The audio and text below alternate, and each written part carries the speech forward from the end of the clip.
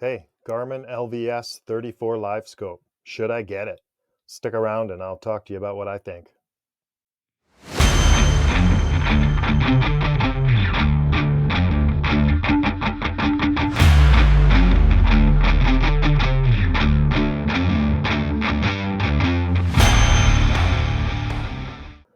Garmin Livescope LVS34, should I get it? And the answer is an unequivocal yes. If you're a serious angler, live imaging is something you must have. There's a bunch of things on the market. Each major sonar manufacturer has their own version of live imaging. Um, Lowrance has theirs. Humminbird has theirs. Humminbird has target lock, which is particularly interesting to have something actually do target lock on structure, so you're not fighting watching something. But the best live imaging, everybody who's got it knows that the Garmin live imaging, what used to be now, the first model with the LVS32, was the best, hands down, the best image, the best clarity, the best separation, the best signal. It was the best. Even if you could see objects a little further away with the Humminbird product, it just was not better, and everybody knows it. It's just a fact that the Garmin is better. And now that the LVS 34 is out, it is in fact better than the 32. So if you are in the market for one for live imaging and you don't have any yet, you should get the LVS 34. And I have one here. I had a 32, I sold it, and I picked up the 34. We'll talk about some things that are different from it, but the first thing that's different from it a little bit is the price. You could pick up for about I think it was $14.99. You could pick up the black box and the 32. This is $16.99, so it's more expensive, a couple $100 more expensive. But if you haven't purchased one yet, this is the one you want. You want the LVS 34.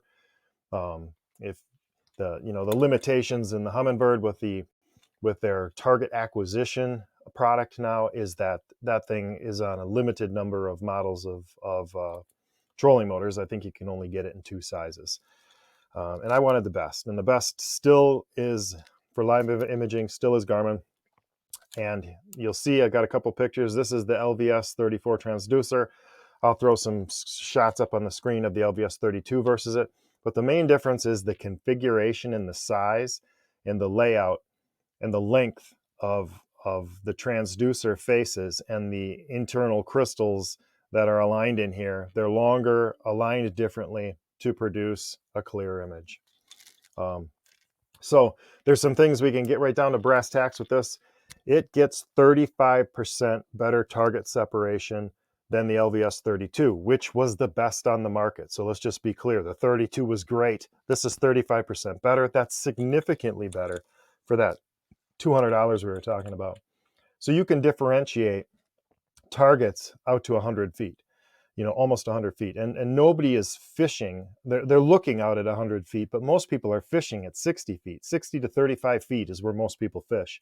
And the target separation is night and day difference. At 35% makes a big deal. So you can see a 14-inch target separated from other 14-inch targets at 100 feet. And that's pretty fantastic.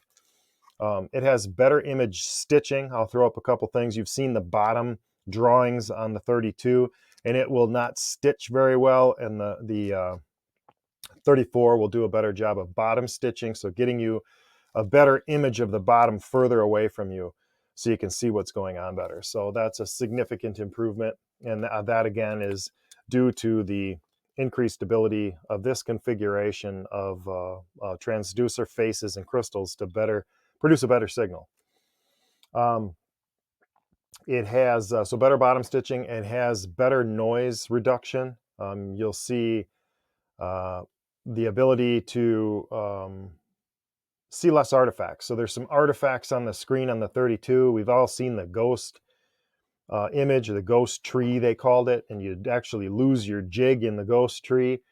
And then always have that, that same image everywhere you are could be annoying. So that has almost been eliminated with the 34. And if there is any artifact in the screen, you can see your jig through it. You can see a much smaller jig at much further distance away, a jig or a bait or a lure, you can see a much smaller presentation much further away with this one. So fewer on-screen artifacts, more noise reduction, better image stitching at the bottom, 35% better target separation. And then it's got some built-in image stabilization. In rough water, it can get kind of goofy looking at the other one in rough water, so the image has been better stabilized. It's compatible. There are some units that the 34 is not compatible with. I'll put a list up here of the compatible units, and there's plenty of them and some good choices out there. I chose to go with the Garmin GPS Map 1222. I had the 1022 last year. I went with a 12-inch screen. If you can go with, it works with a 10. I worked with the 1022 just fine. It was a high definition screen. It had the dials up here. Let's see if I can get it here. It had the physical menu, physical pressable menus over here. And it had the dial menu on here. I liked it. It was quick to use. It was easy to use. You could use it in all weather conditions. When it was foggy, sometimes the touch screens can get sensitive condensation on them and stuff. So I like the physical controls.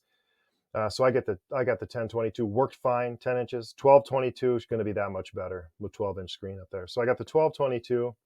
It's compatible with the EchoMap series, the EchoMap Ultra, EchoMap UHD, EchoMap Ultra, GPS Map series, and a number of them. And I'll put them up here. I'll list them for you so you know the compatible units, at least that I found. Again, a great pairing. 1022, 1222 is a great thing to pair with it. I power it with my Amped Outdoors 32 amp hour battery. I've got a link actually on the end credit too here for this video I did on this particular battery. But fantastic battery for this setup. I just don't think there's anything better. But so I've got the Amped Outdoors battery, I got the 1222, and I've got the new LVS34. It was a no-brainer for me, being serious about fishing, tournament fishing.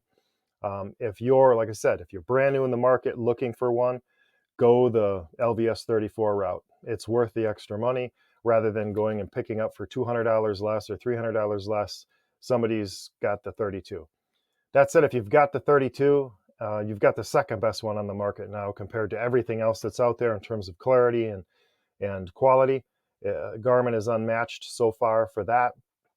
The target acquisition of the Humminbird is intriguing, but they're limiting their production in model sizes for trolling motors, and you're sacrificing some of the clarity you get and the better image quality.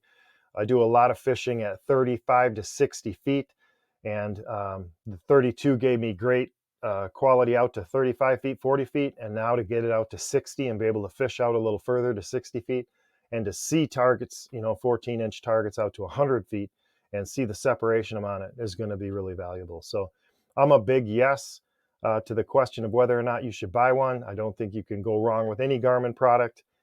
I don't think you can go wrong with having live imaging, but Garmin's at the top and the 34 is at the top of that pile. So if you got any comments and you'd like to give me your opinions on it, I'd love to hear them.